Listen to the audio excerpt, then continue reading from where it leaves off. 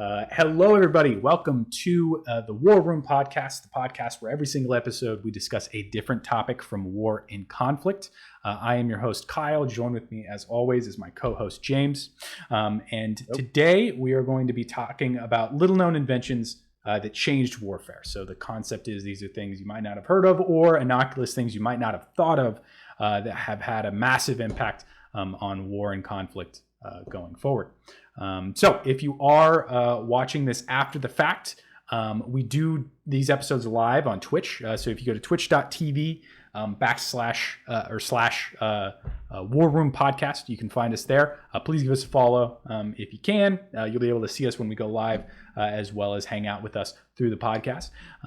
If you don't want to see this live, if you do want to watch it after the fact or watch our other previous episode 1, covered Hannibal of Carthage, you can do so on most podcast services that you'd find your podcasts on, with the exception of possibly Pandora and Google Podcasts. Those are the only two we have left to get on. But any other services, Apple Music, Amazon, Spotify, anything of the nature, you should be able to find us there. So please do watch us there, follow us there.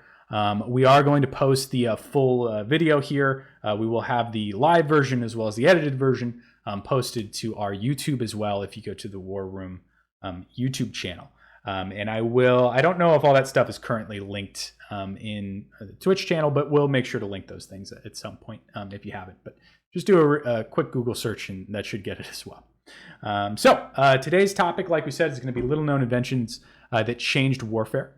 I think this is a pretty interesting topic when it comes to kind of looking at things that people don't think about, which are some of my favorite things to look at, funny enough, just because I feel like there's a lot of things that we think about, especially with war and conflict, that people do get kind of beaten over the head with, especially even with inventions, with how important inventions are with stuff like warfare. You do see, weirdly enough, a trend of technological advancements that come out due to conflict and war, like the internet and Velcro and all sorts of. There's a very large list. That's not what we're talking about today, but I think it is kind of a thing that people do look at. Maybe not as much for these. I think is the kind of idea behind that. But before we get into any of that stuff, how are you doing, Dad? I am doing great. I'm ready to roll. Very cool. Anything interesting going on? No, just a lot of research. You know how I love research. True. We did. There is a decent amount of research. We do have sources as well, if anyone is interested, in the documentation that we use for the show. So just be aware of that. I did. Now I know you did. You had a little, didn't you? Do you want to tell your story about your experience with the election? Because you had a pretty, I mean, you don't have to if you don't want to, but I did think that was a pretty interesting story. Which you have to refresh my memory. Just in general about like your experience at work in the polls on election day. So I was a marshal at a polling station, mm-hmm. and it was kind of crazy. We had people coming in, and a lot of them were given these ballots beforehand. Mm-hmm. But because this election was so, I don't want to say problematic, but so in the news, and everybody was polarized basically by this thing. Mm-hmm. A lot of them decided they wanted to come in and vote in person. So our polling station literally had almost 4 times what it would normally get in actual voters. So it was pretty hectic. Mm-hmm. And there were just a lot of people that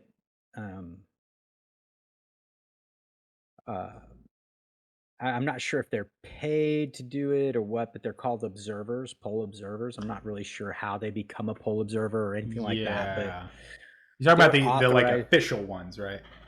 Yeah, the official. Yeah, they're official. They have a memorandum that says who they are, mm-hmm. and that they've been approved. Mhm.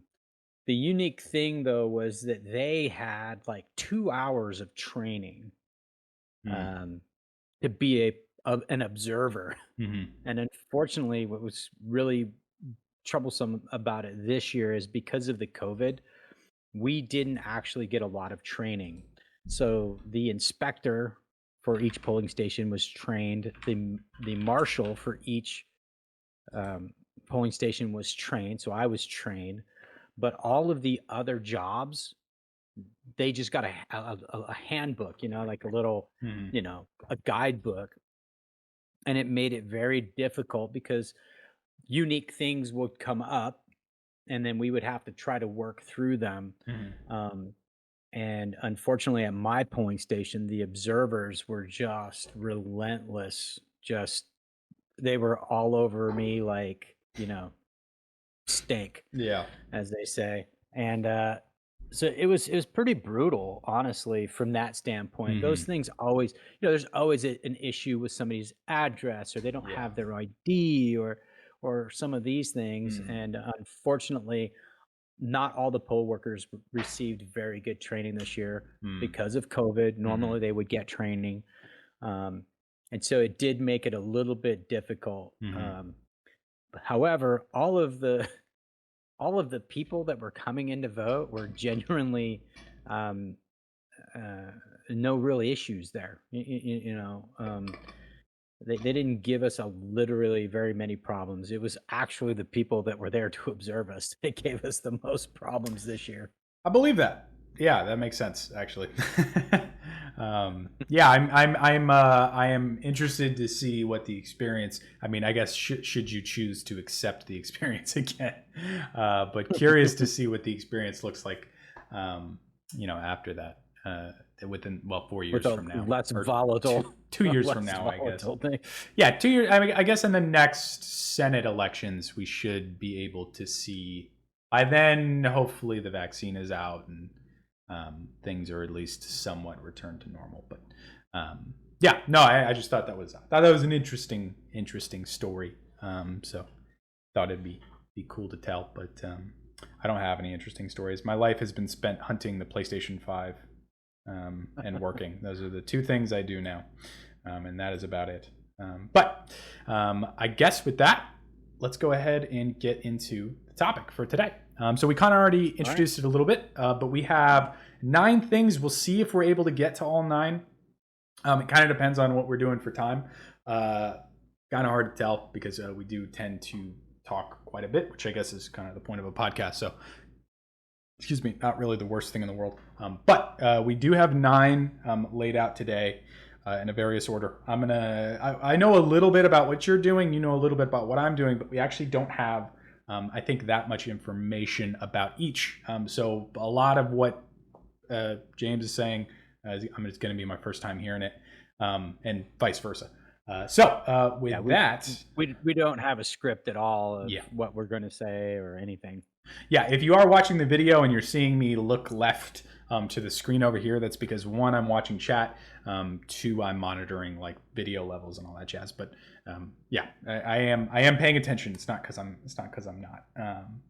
But with that said, let's go ahead and jump straight into it. So for my first topic, I'm going to go ahead and start. I actually wanted to talk about DDT, dichloro diphenyl triachlorothane. I believe that's what it said. So big D, big T is the abbreviation for the chemical. Some of you may have already heard of it.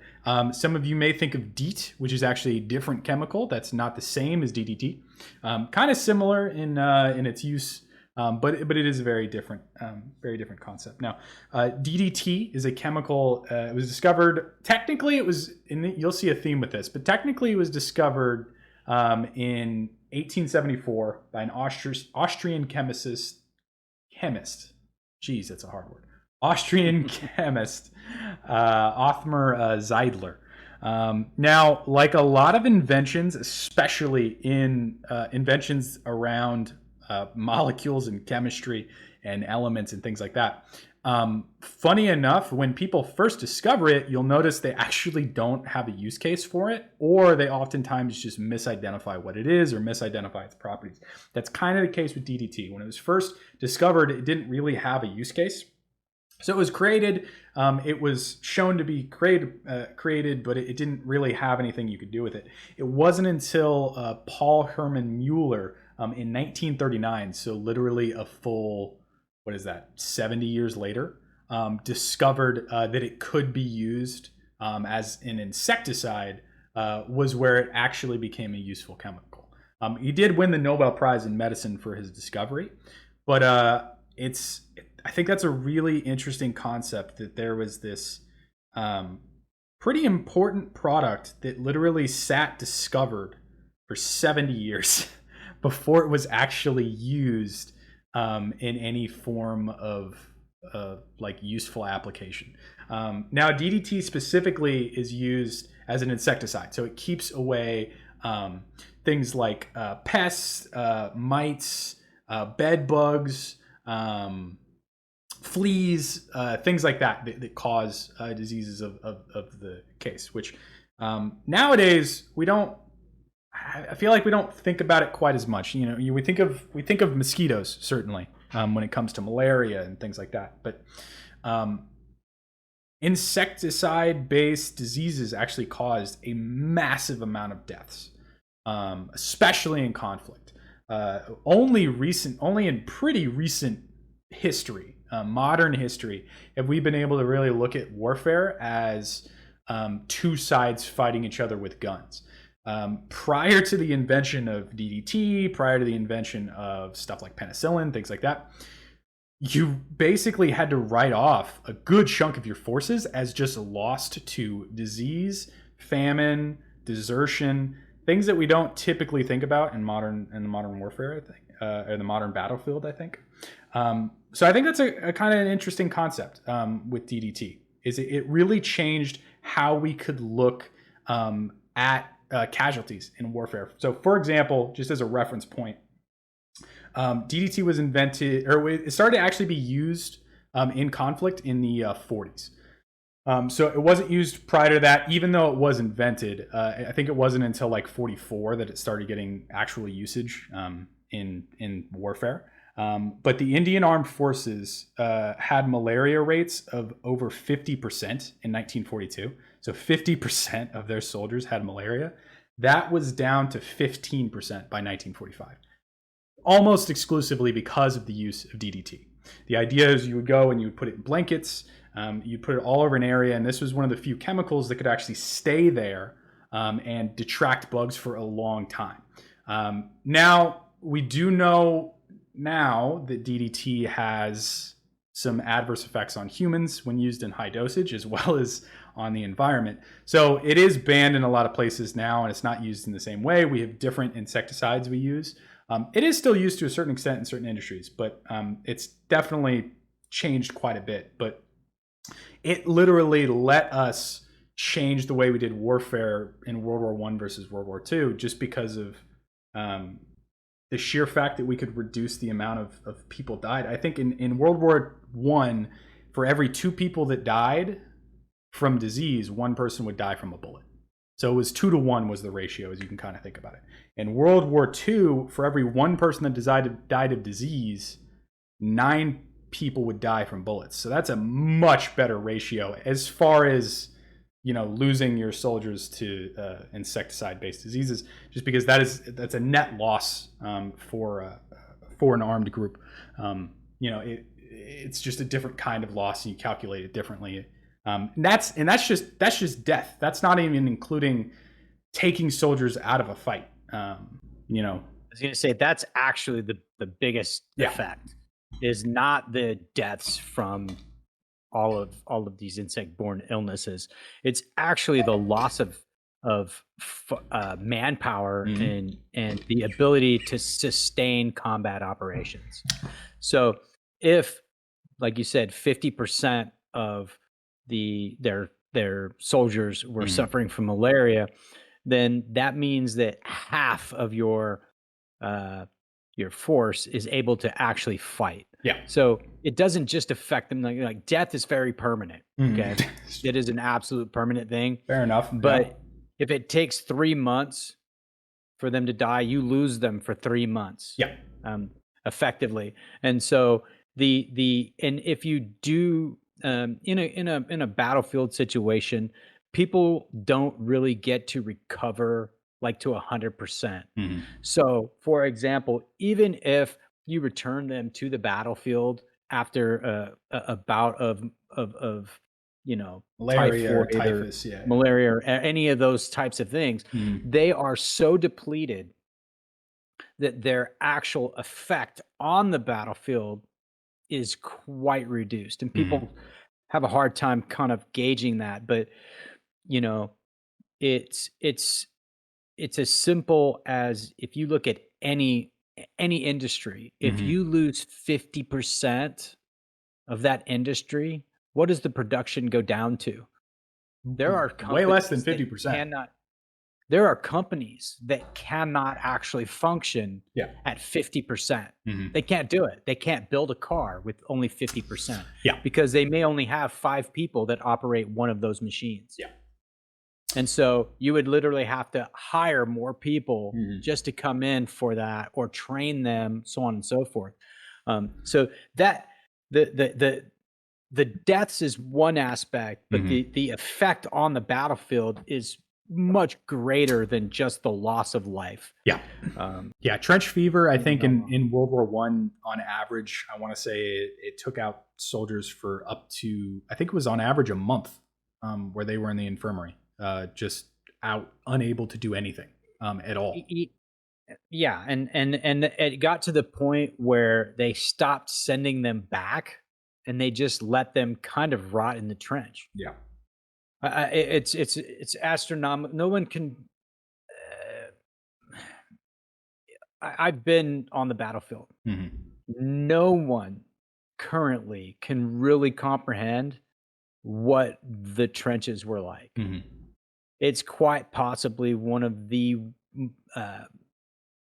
worst possible conditions of any battlefield in history. It was literally just disgusting and terrible. And I've been where I've vomited and crap myself from from disease and infection and things like that, and it's miserable. But I can't imagine doing it and being stuck in a trench for months and months up to my elbows in water, just mud and rain and everything, and rats, unfathomable, everything. It was just a terrible experience. So no, it definitely makes sense. Now, I will tell you, every so often you'll see like a picture and it'll show somebody and there's a fly like literally on their open eyeball. And people all over the world go, that's crazy. Why isn't this person shooing this thing off? I will tell you from personal experience, fighting off insects is exhausting. It is exhausting. It literally wears you out physically. Emotionally, it is just one of the most aggravating things on the planet. That makes sense. And you have no control over it. You cannot control the flies or whatever. And then the last piece of that is that when you are in an experience where, say, there's 10 million flies and they're all over everything and they're in everything, even when you start to kill them, it creates another problem. So, for example, when I was in Kuwait, we had so many flies. It was just, it was exhausting, quite literally. And you would get so angry just because of the flies that you would start making mistakes. So we brought in these little pedestals with coffee cans in them. And at first I thought they were little smoking stations. I thought they were like a cigarette ash thing. I thought it was like a cigarette butt can. And there were hundreds of them. I was like, how many? We don't have that many smokers. Yeah. So eventually I went over there to see what this thing was all about. Hmm. And it was literally just a can with something in the bottom of it Hmm. on a pedestal. Hmm. Um, and so I was like, well, all right, I guess it is a cigarette. It must be a cigarette smoking station. Then one of my guys was like, hey, I need to take a smoke break. I'm like, yeah, smoking area's over there. He comes back and he goes, you've got to come and check this out. I'm Uh-huh. like, what's going on? He goes, I don't think that's a smoking area. So we walk over there, and that tray, that little pedestal that can was sitting in, Uh-huh. was literally, it had a border around the top of it Uh-huh. that was about 3 inches high, and it was completely full of dead flies. I Jeez. started walking around looking. Uh-huh. All right. All of these pedestals full of dead flies. So it was killing these flies. But there are so many flies that we didn't even notice the reduction Yeah. in flies. And that's what people, that story, if it's, they get in everything. Hmm. Your ears, your nose, they get in everything. And you can only fight them off for so long. Yeah. It's exhausting. Um, It's true. so Interesting. Yeah. I mean, funny enough, that actually answers the question in chat from Ginger, which was if there was anything you did to prevent bugs from swarming. And I guess coffee cans that look like coffee cans that look like smoking areas. That's the way to prevent it, I that's guess. what we did for the flies. Yeah. No, that Now, makes sense. now mosquitoes, we tend to use nets. Hmm. The only problem is that the little suckers can bite, while they can't fly through the net, they can Hmm. bite you through the net. Oh, So, so if you have the if you net by really, you, like on your skin, man, you wake oof, up and it's just inflamed. I mean, they just go oof, after you. and it's in it probably in a pattern too. I assume Oh, like the they pattern of just the go for netting. it. They go for it. So Oof. yeah, bugs are something that you cannot get away from. Mhm. Um, and unfortunately, some of the best cures for it, I will say that burlap, we would use burlap. Mm. So the cool thing about the old sandbags were made out of burlap, and the Mhm. cool thing about that is you could take a sandbag and light it on fire Mhm. and put it out. Okay, but only to where there was little embers. Yeah, so it's still burning a little bit. So just an ember. It wasn't an open flame, just an Mhm. ember. And what that burlap would do is it would create a bunch of smoke. Oh, okay. Now that smoke was barely benign for us. Yeah.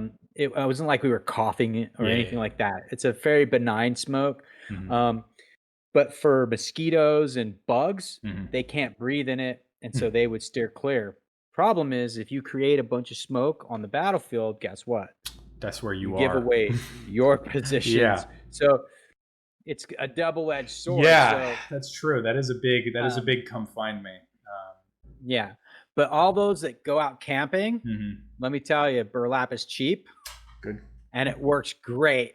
But you can't let it just burn because it burns really quick. You got to True. light it on fire, put it out, let it just smolder and use it as Hmm. smoke. And it literally does. It keeps them away.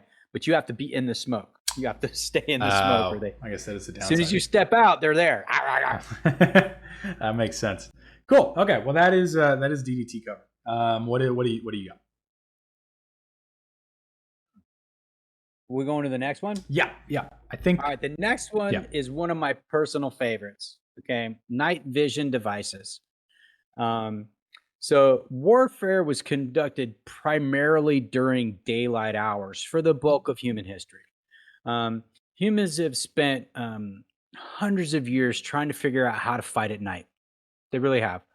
Um, Fighting at night is very important because you always want an advantage, okay, in warfare. Hmm. And so anyone that can fight at night and the other people can only fight during the day has a distinct advantage, like a really big advantage. Hmm. You have a hard time engaging in battle when you cannot see. And that's the truth. And night for all humans has been a barrier unless you are in a certain phases of the moon. All right. Certain phases of the moon, you can conduct warfare because it's bright enough, okay, that you can see and you can actually figure out who's who and what's what. As long as the moonlight can reach the battlefield. So if you're in the woods, the moonlight doesn't affect that environment very well. Yeah, if you're just unlucky enough to run into a storm, I guess. Too. So some of the things that they've tried to use is flares. They were used in fairly modern warfare for quite a long time, but they were also used in ancient warfare by lighting things on fire and shooting them up in the sky. Yeah. All right. Fireworks, things like that. Large fires. Right. Basically, you burn large fires around your enemy so that you can see and you come in and surprise attack them essentially. And then obviously the fuller moons, the larger moons in that cycle were used in the past. So when night vision devices were developed, it was an absolute game changer. Like literally the ability to wage war 24 hours a day, that's a huge thing for anyone, especially when the other person cannot see. When the other person cannot see effectively, they hesitate. They don't know exactly what's going on. You're able to move. You're able to see. You're able to identify objects, and it changes everything. It really does. Now, it was developed initially all the way back in World War II. A lot of people probably don't know that, but even as far back as World War II, they created these. They were called the. Let me open up my thing here. Night glasses is what they were called, but essentially they were like modern day binoculars. All right, but with humongous lenses. Yeah, I think I've seen those. Yeah. And what would happen is that they would basically use a light source, okay, to light up the battlefield, and then these things would pipe in straight into your eyeballs. The problem with them is that a bright light source could blind you permanently. So that makes sense. So like a flash or a big explosion straight into your eyes, and it damaged your eyes. And that was the drawback for it. Now that is just basically optics, magnification, not really night vision device per se, but just a device that was used to help you at night. But what they did develop was what was called the cascading tube with an infrared illuminator. And that was what we consider Generation 0 night vision device. And what it did was it used an infrared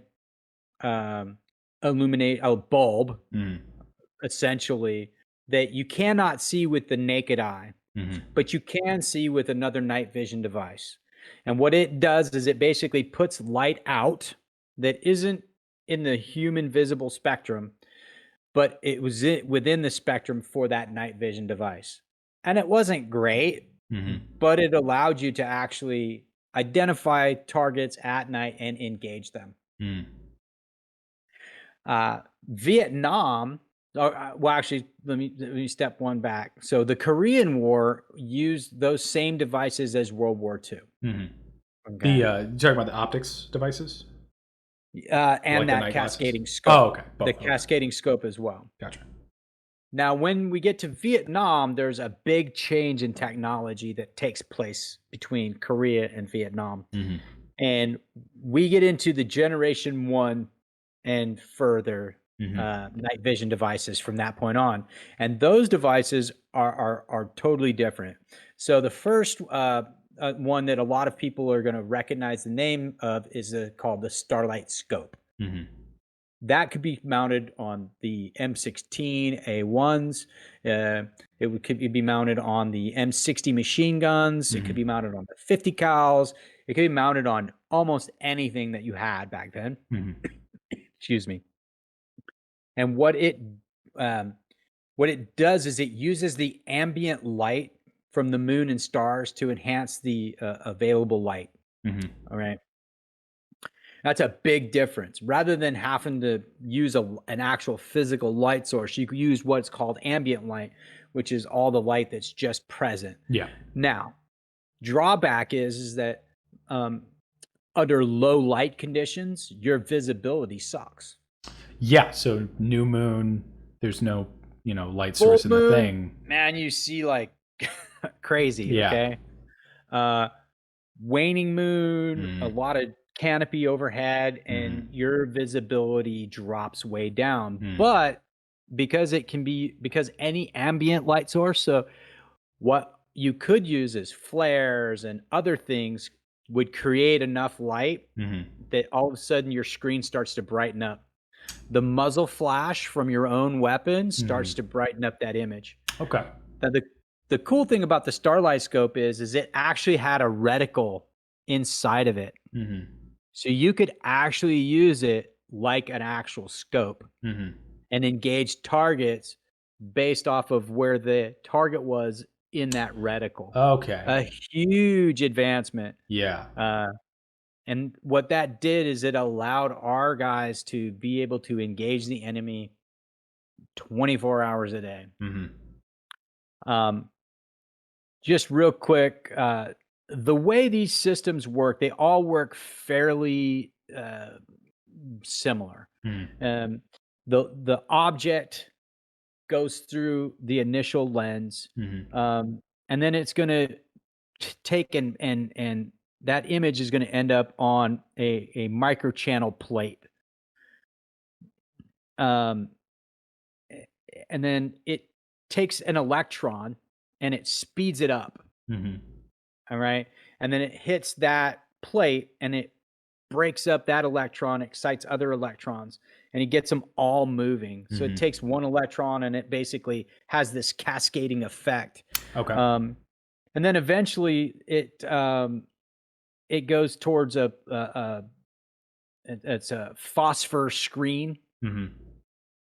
And what that does is it all those electrons that have been sped up now hit that phosphor screen, and it causes it to illuminate.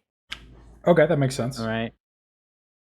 And then depending on the color of your night vision device, there's green, yellow, and there's even white. Then it illuminates on an output screen, and then finally through a screen that is a magnification lens. Sorry, not a screen, it's a lens. It'll go, and that image then gets looked at through the magnification lens, and you can magnify it up and down for forward and back distance. But almost all of them work that way. They take a small amount of light and they amplify it by these electrons being accelerated against this screen. The huge thing that is that you have, it's this double-edged sword, really, with these things. I can drive almost as fast at night with a decent set of goggles as I can during the day. Currently. Yeah. When I first started in the military, I could drive half as fast. That's and I'm not talking about on a freeway. I'm talking through the woods. Yeah. Okay. Obstacles and rocks and stuff to watch out for. Trees and branches and all of those things. So the big thing that a lot of people don't realize is that because we can fight 24 hours a day, it is absolutely exhausting. Yeah. You see, a long time ago, people retired from the battlefield. Yeah. And they rested. Yeah. Some sleep, some food, clean yourself up. Yeah. Now it is non-stop. Mm. Okay. It is nonstop. You'll do missions in the day, and then you'll turn around and do missions that night. Mm-hmm. And then you'll turn around and do missions the next morning. Mm-hmm. And it's this never-ending cycle of warfare. Mm-hmm. Because we now have this amazing capability, it's difficult on the individual operators because they are essentially fighting 24 hours a day. Mm. The other thing that people don't realize is that when you wear this equipment, it really starts to it gives you a mental fatigue. Mm-hmm. All right. Your brain that is not used to operating in this light spectrum Yeah. is trying to make sense of what is going on. Mm-hmm.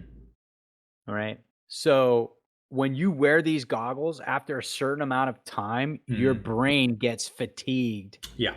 And people don't necessarily know or realize that. Mm-hmm. It is exhausting. Mm. A lot of people will put weight bags on the back of their helmets. Mm-hmm. Okay, almost all the pilots do. Mm-hmm. Pilots fly with night vision goggles, a specific type of sets. Mm-hmm. They're individual eyes. Each eye has its own individual tube Mm-hmm. versus a single tube going into two eyepieces. Gotcha.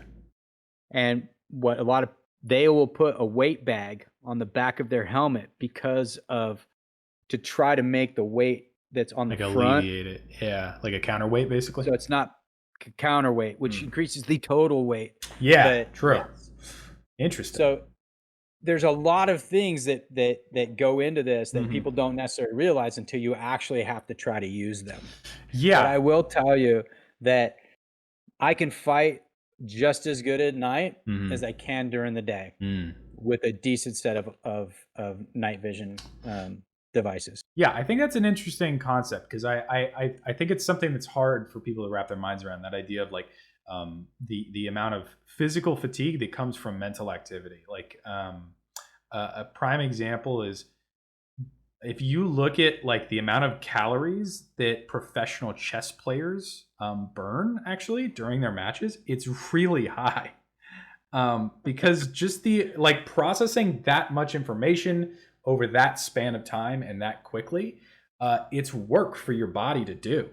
And if you're putting if if you have night vision on, you are basically forcing yourself to see, operate as your standard self as you're normally operating, and then process a second image which is coming in, which is already in a combat zone, which is already a mentally stressful thing where your senses are already extremely high and you're constantly worried about things.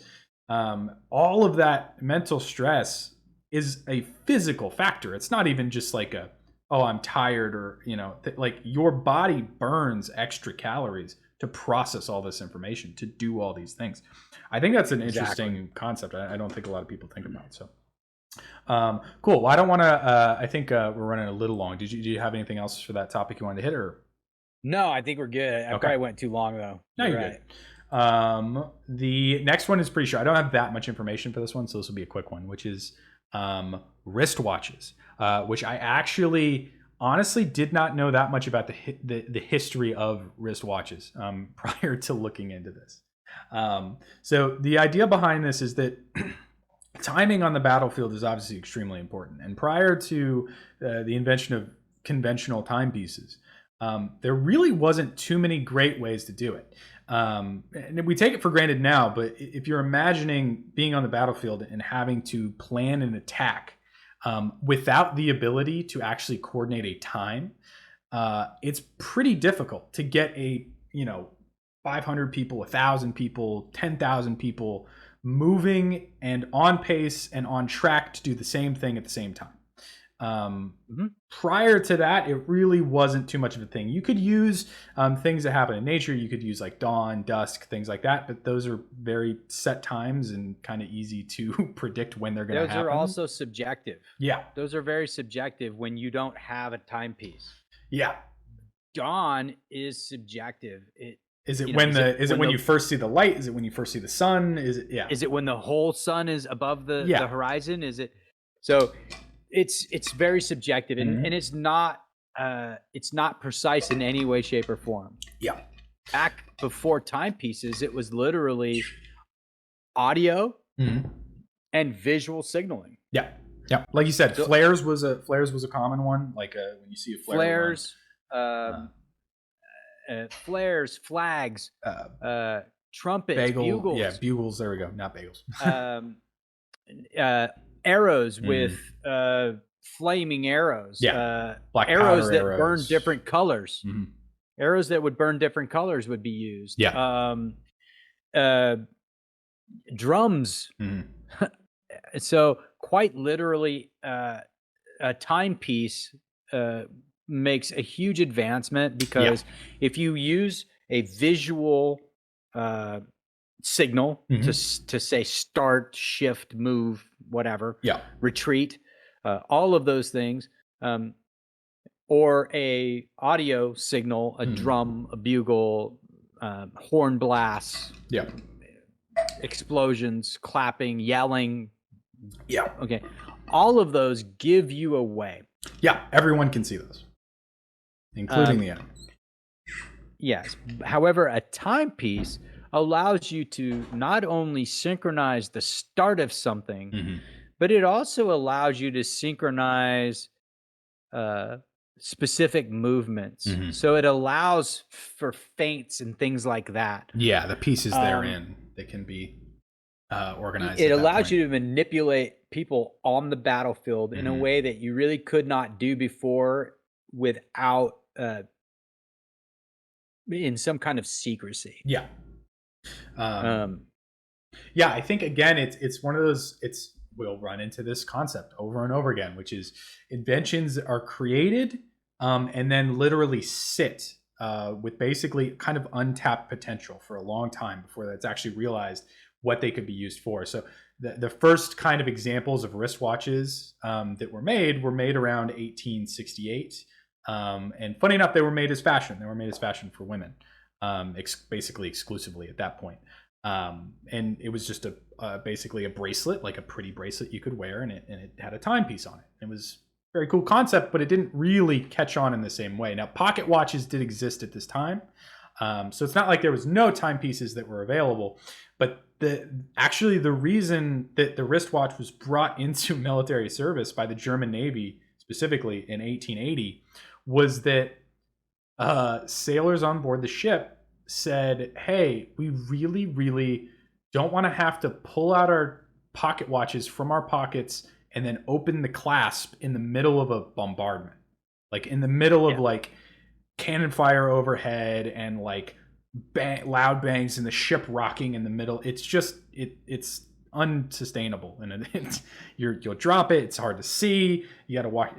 It's like a small thing, but it's a big thing in that kind of scenario, especially when time is super important. So the first ones were basically just pocket watches that were strapped with leather and then put onto the wrist. But obviously, it was refined after that point. And it became obviously for everyone on the battlefield, it becomes important because now you're able to, like we talked about, you're able to coordinate very precise things over a large amount of people that can all happen at a time that is, or an event that is difficult to miss. As long as everyone's watches are synchronized and set to the same thing, then we're good to go. That's why, like, I feel like it's a cliche that's gone away, but we used to see that cliche in like action movies where it was like synchronize your watches. Well, it's because it is actually super important that when you do operate, you operate at the exact same time, not a minute before or after someone else. It's actually more important today than it ever was. Yeah, because time is literally tied to all of our communications now. So our radios and our navigation tools and everything are set to a very precise time. And if you are out of sync by literally more than a few seconds, you cannot talk to anyone. the way all of the radios work is through what's called frequency hopping, and it changes frequency at a rate, at an interval. If you become out of sync, out of time, you're hopping and they're hopping, but you're hopping in different areas, and you cannot communicate. You're just never touching. And so, as of on the modern battlefield, all of your time hacks are based on not off of like something else, but off of that an ANCD, but basically that's where you're getting your time from now. And so everybody is always doing time hacks for that very reason, because you can't use your time, you got to use their time. So everybody has to synchronize with that time, or nothing communication wise can take place anymore. It's so, a lot of people, it's kind of a joke, but absolutely, you're always making sure and verifying that your time is that time and not some other strange time. Yeah, and I especially as it was first invented, it was picked up very quickly by pilots and artillery specifically, because they found it immensely important to have really specific time frames that they operate in and be able to gather data to be able to bring back. You got to think about when we would do bombing runs back when we used bombers. All that was based off of time. Okay, you a lot of time in the military, you hear time to target. That's still used. Is that the point at which it's dropped, and then the amount of time it will take to actually reach its location, or? Yeah, time to target. So from the time I pull the trigger to the time it actually hits whatever I want.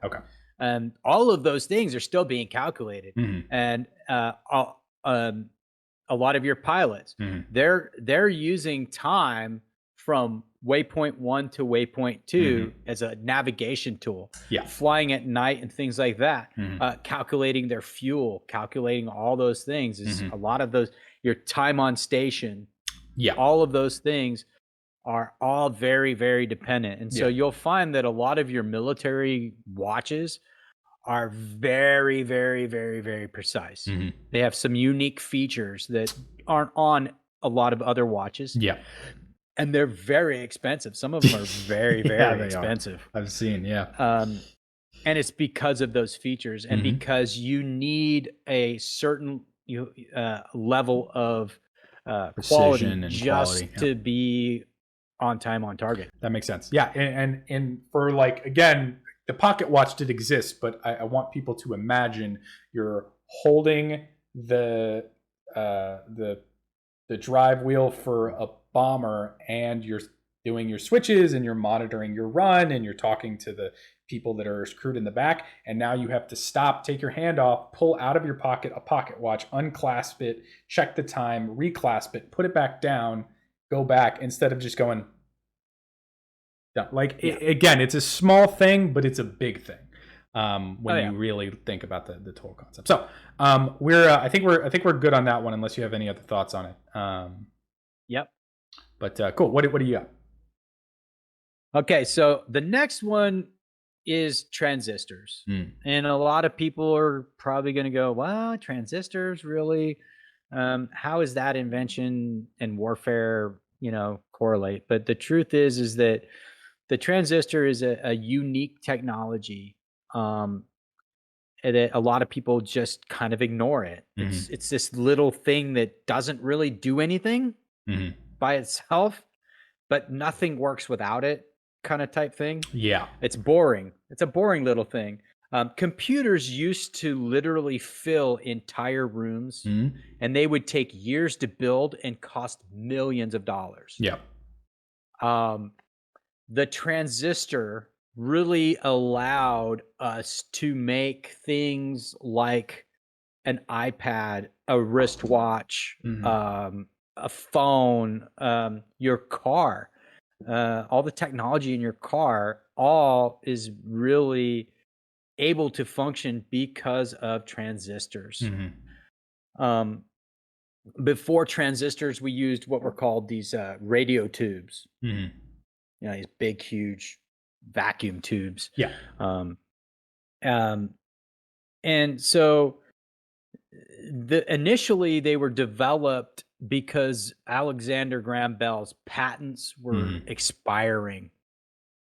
Those patents were getting ready to expire, and so everybody was in a rush to try to find the next technology that was going to kind of change the world. And they came across a transistor.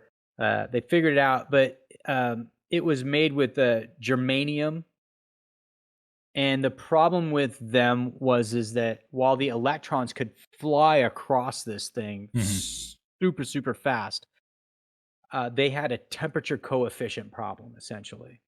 And so anytime you have an electronic device, temperature is always very important to manage. And so with these germanium transistors, the heat coefficient, the temperature would climb because those electrons are able to just fly across this thing to the point where they basically were just burning themselves out. Real quick, did you already give like a brief, quick explanation of just what a transistor is at like a base level? I don't think I heard that. No, I don't think I did. Okay. So go ahead. You go ahead and explain a transistor. Oh, I don't know. I don't remember what it. I probably remember it if I refresh my brain, but I don't remember. So basically, a transistor is it's a way to get. You know what? Let's just look it up real quick. Oh yeah, I got it. That's right. Transistor is a semiconductor device used to amplify or switch electronic signals and electrical power. Is composed of semiconductor material, usually with at least 3 terminals in connection. Okay, yeah, now I remember what it is. Okay, yeah. So it basically. Oh, go ahead. It takes your power source and it redirects it, or it puts it in a specific direction. Yeah, essentially, and it controls the power so that it doesn't really climb or drop too much. So they had a problem with the germanium transistors, and that's when they essentially finally, because there was a problem, they went with the silicon now. And so they had to develop the silicon just for transistors. Now, silicon is used in almost all of your electronics now, not just your transistors. Silicon is the microchip is a silicon microchip, right? Yeah. And so because we developed silicon for this transistor, we then were able to use it to create microchips, and then like even smaller microchips, and then even smaller microchips, and even smaller microchips. What the transistor basically allowed us to do was to take a computer that was the size of a room and quite literally put that same amount of computing power into a wristwatch. And we did that literally in a matter of a couple of years. Yeah. The transistor is what literally allowed us to get into all of the smart devices that we have. None of it works without a transistor. So why is it important on the battlefield? The reason it's important is because almost every electronic device has transistors in it. Warfare, honestly, has been every radio device since Vietnam forward has had transistors in it. Every airplane from that point on has had transistors in it. Every tank from that point on had transistors in it. Vehicles. Every vehicle had all of it. So the military does not function without the invention of that little tiny triangle transistor with germanium at one point. Everything was all radio tubes before that, and analog. Analog meaning that it was you pushed this and that pushed that. Yeah. And it was all mechanical before that. Gears, all of those things. There wasn't any electrical going in it, but lights would be in there, but no computing. I mean, you might not know the answer to this, but did they use like vacuum tube technology in warfare and stuff like that, or was that kind of too Well, delicate. oh yes, definitely. No, they definitely did before the transistor. Yeah.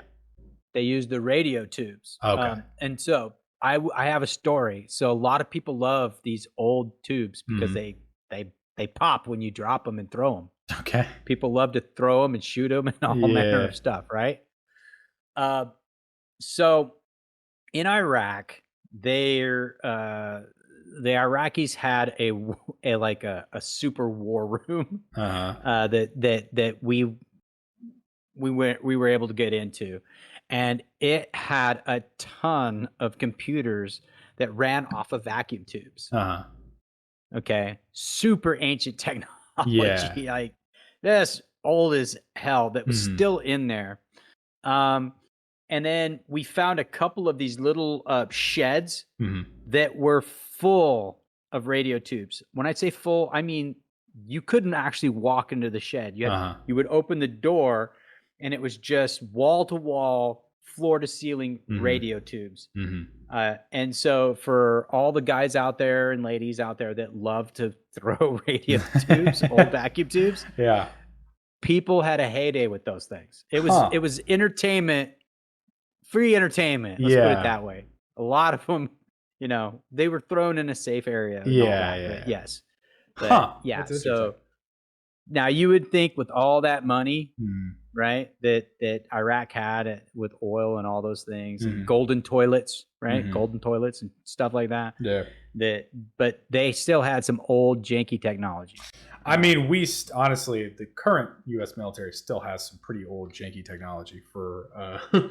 Well, they do, but a lot of it still works. Where we currently are. That's true. It does work, and I guess it's at the end of the day. Yeah, no, I remember some of that stuff we keep because of its simplicity. Oh, exactly. Yeah, I remember when I was working as a contractor. Obviously, I didn't. To be clear to anyone watching this, I didn't do any military service. I was a contractor working with the National Guard for their family programs. But one thing that was always super annoying was the fact that we could not use USB drives. We could not use SD cards. We couldn't even use USB-based mouses or keyboards. We had to use like the PS2 slots, is what they were called. And we had like a junk computer we would like try things on to see if it would get through the system. So the current military is still on older technology as well, but new technology is its own security risks. And we used to use thumb drives. However, we had so many viruses. Yeah. We finally just said nope, no more thumb drives. Yeah, if you can't send it in a packet, then we don't want it. The problem with like something like a thumb drive is when you plug it in, the entire security based around it is whether the person that just plugged that in actually wants it connected or not. Because that's usually what happens in security systems. When you connect a USB, it asks you to confirm whether you do want to actually connect it or not. But if the person connecting it doesn't know there's a virus on it, they're going to want to connect it. And if there is a virus on it, as soon as it connected, the virus is on the computer. So it's a very interesting... And it goes to everybody. Yeah, exactly. That's the thing. It goes to everybody. Yeah, that is a little off topic, but it's an interesting concept. Sorry. Did you have anything else for transistors? Or no, it's just... I just wanted to use something that is so very important, but is very it's innocuous thing. You overlook it. You don't think about transistors. Nobody thinks about transistors except maybe an electrician, or an engineer. But everything needs transistors if it's got electricity running through it, pretty much nowadays. True. Yeah. No, that's a good point. I think it's a fair idea. And there's a lot of, especially when it comes to computers and technology in the modern day and age, it's so many things that are so small and oftentimes difficult to understand the like full effect they have or they will have, which I guess is kind of a thing we've seen throughout history. Again, the concept of inventing something but not actually knowing just how important it is until 50 years later is not unique, I guess, which has been a fascinating thing while we're doing research. Okay, well, my next thing is nitroglycerin, which, while it is used pretty heavily as a medicine for heart conditions and has been for a long time, it is also kind of the world's first high explosive. So I say kind of because it's not technically the first high explosive. Technically, fulminating silver is the first high explosive. For any chemistry nerds out there, if you ever see the word fulminating in a next to like an element or a chemical, that means explosive, basically, or likely to explode or burn. Volatile. There we go. Yeah. But fulminating silver doesn't really have any applications that, to my knowledge, and didn't really have an effect. So as far as we're concerned, nitroglycerin really is kind of the first primary explosive, high explosive in human history. Really is the first kind of high explosive we can look at. Now, that obviously doesn't mean the first explosive. Humans have been working with explosives for a very long time. Black powder was kind of the first one that people think of. And it kind of was the very first real important explosive that was discovered by humans. Probably one of the most important discoveries next to nitroglycerin as far as explosives go. But black powder is actually a low explosive, not a high explosive. The distinction being is that high explosives are able to operate supersonically, and low explosives actually operate subsonically. So they're not able to actually create enough energy to break the sound barrier, break the speed of sound, while high explosives are, which is a pretty big distinction when you're talking about like the physical amount of force that it's able to create. Now, funny enough, nitroglycerin and its use cases in the military are kind of interesting in that nitroglycerin in its own right is actually not very useful for a military, because it is, while it is a high explosive and it has a lot of explosive potential, it is extremely sensitive. It is very unstable. Yeah, it is sensitive. And to be clear, like black powder is sensitive as well. It's super sensitive to spark. It needs to be stored like in a particular way. Lots of times, it's actually black powder is formed in a different way that it makes it a lot more stable. But it is still pretty sensitive to spark and flame. Nitroglycerin is sensitive to touch. It's sensitive to impact. It's sensitive to shockwave. Temperature, yeah. Like just reactions with other chemicals. It's a really volatile thing, to the point it was actually banned in the US for a while. You couldn't import it, meaning the only way you could actually get nitroglycerin for a long time was to physically create it wherever you needed it. So if you had to, you needed to like have a bring plant. A chemist in. Exactly, you need to bring a chemist in. They need to make nitroglycerin. Again, it's one of those things, as we talk about, that it was discovered in 1847 by Sassano Sobrero, an Italian chemist. I don't know why I keep saying chemist. It sounds right, but it's not. An Italian chemist. Again, didn't actually really know much about its properties upon its initial discovery. But funny enough, Alfred Nobel, you probably know the Nobel name from the awards that it stems from, I believe, was the first person to actually discover that nitroglycerin, when mixed with some other things, could become a stable, or at least a much more stable explosive. So nitroglycerin, as we know it, was mixed with things like kieselguhr, which is like a porous stone, kind of, as well as cut with other chemicals, and then put in a tiny tube to make dynamite, which is really the first usable high explosive. There was some other uses for it in I think it was World War II or World War I. I don't remember. Britain actually used nitroglycerin as a base for its propellants inside its ammunition, inside of its missiles. It was called cordite at the time. They produced, I think, 370 tons of nitroglycerin per week in the UK, just in one facility, actually. So this was, it's basic, that's like 185 rhinos is what I looked up for the conversion on that per week, every single week for the remainder of the war. It was a massively important ingredient in what was becoming really important propellants, meaning, something that can drive a bullet, a projectile, or drive a warhead, or massively important for like actually replacing gunpowder in certain cartridges for certain ammunition, as well as once its invention, once it was able to be used with dynamite, now it's a physical explosive that can operate at a much higher power than like a black powder could.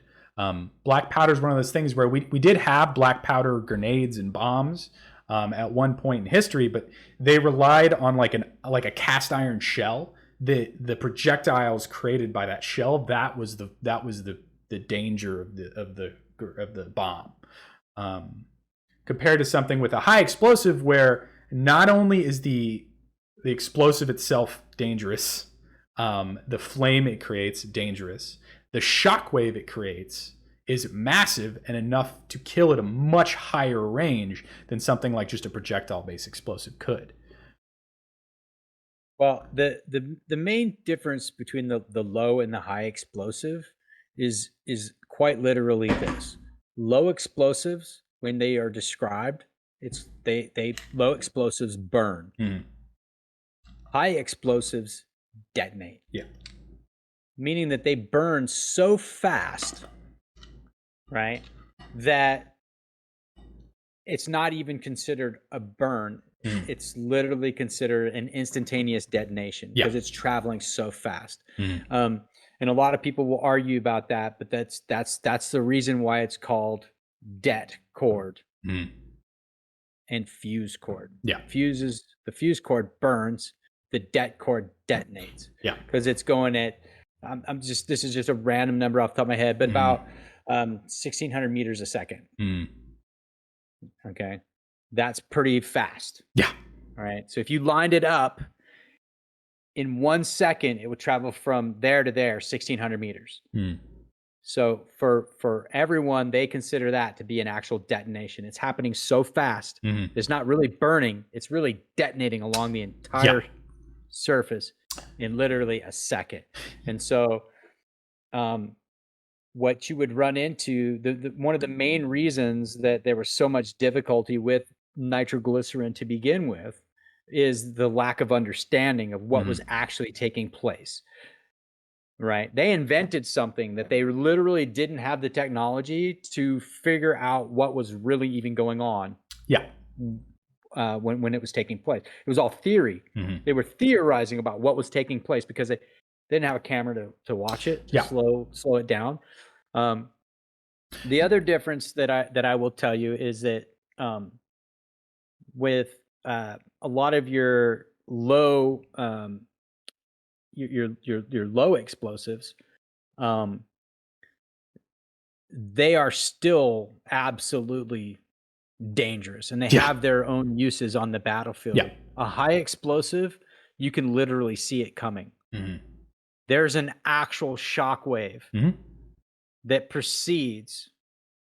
Okay, so when a high explosive goes off, there's a shock wave that you can actually see coming. And what a lot of people don't realize is that shock wave, while it passes through you, it could damage your ears and all of these things, but it actually can damage your brain.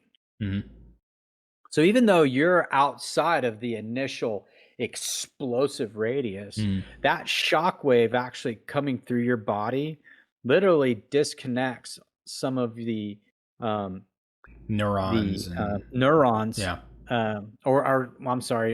pathways that your neurons go through can become disconnected, and they don't ever reconnect again. And that's why a lot of these traumatic brain injuries, they're like, well, you were so far away from the blast, there shouldn't be any effect. But the actual truth is that shockwave alone is enough to actually cause damage. Yeah.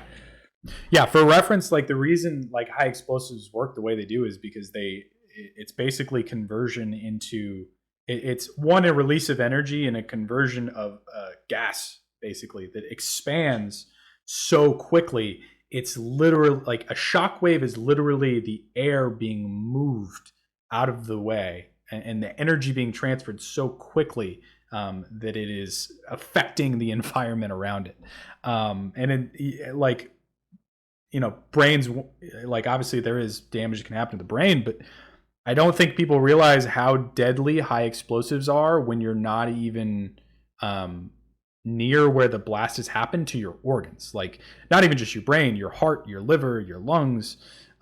It can literally puncture your lungs. It can destroy your liver. It can stop your heart. It can do horrible things without it ever actually touching you in a way you would visually see without like a camera or without being, like on the outside in. And that much energy and that much energy potential requires a really unique, specific solution. And that's something I kind of want to talk about with nitroglycerin that I think is interesting, is this idea that sometimes the solution to a problem that a great invention creates is actually almost more important than the invention itself. What I kind of mean by that is nitroglycerin is obviously this extremely explosive, extremely difficult to handle thing. So what was created to handle that is actually the blasting cap. That was also created by Alfred Nobel. It was, I believe, a copper tube with fulminating mercury. Again, fulminating meaning, volatile. And then the blasting cap is actually what triggered the explosion on the dynamite. The idea behind this is what you now have is the blasting cap is a ready-made, easily reproducible and quick way to detonate the actual charge, which is stored in a much harder to detonate case. So the advantage of this is now I can make it very difficult for the dynamite to explode inside its own casing, because I now have the blasting cap that I rely on to detonate the device itself. Instead of doing something like with like a fuse, where now you have to introduce that explosive, that tube, to an outside influence for that fuse to be able to get in, which means there's a shock wave that came in instead of that fuse. That's going to set it off. So basically what you have is you have a very stable detonating blasting cap that is detonating the more unstable charge, which you can now do safety measures and get it a little bit more stable for use. And that blasting cap is probably the next most important invention in explosives. And it exclusively came from how important it was to be able to control that explosive energy within nitroglycerin and within the things that, or I guess I should say that the explosives that are made based off of nitroglycerin. And it's still a concept we use today. Semtex and C4, those are actually super stable until they're introduced to their detonator. I'm pretty sure, I guess I don't know for Semtex, but for C4, you can light C4 on fire. You can hit it. You can drive over it. Hit it with a hammer. You can do it's an extremely stable explosive. And the reason it's able to be that way is because of how specific the detonator and blasting cap isn't really the right word for it, but the detonator is, which would be its kind of precursor to explode. It changed the way we look at explosives, and it almost changed the questions we ask about how we handle explosives too. Well, I will tell you, I've used all these things that we've been talking about, and so the way you usually use C4 is you're going to use a fuse cord, all right, and that is something that burns at a specific rate, all right. So, for example, these aren't real numbers. We're just going to use examples here. But let's say a 10-inch piece takes 20 seconds to burn from this end to that end. So if I need 30 seconds, then I just have to add more inches to get that 30 second of burn time. Yeah. What that does is it allows me to get far enough away so that I don't get caught in the explosion. We will also use a primer, okay, or a blasting fuse igniter.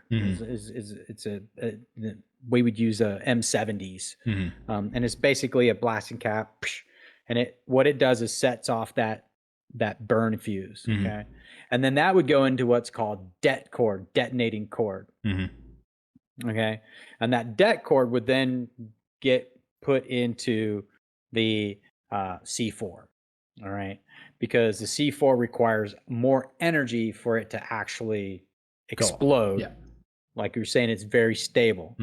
Now, the thing about det cord is simply C4 in a line. Okay, instead of in a large thing. So one of the cool things about det cord is that our engineers are trained to use det cord in a lot of different ways. You can use it to literally wrap it around trees. Okay, no C4 necessary, just the det cord, certain amount of wraps, fire it off, and it'll cut right through trees. You can use it to burn through metals, like fences. Like we would take two wraps, put it in between duct tape, sandwich it in there, and run it along a fence to burn through a fence to open it up. Take it and wrap it around your hand several times and then tape it up and make several daisy chains of that, and you get little small explosive charges. Okay, so think about, when every wrap is a multiplication of the explosive energy. Yeah.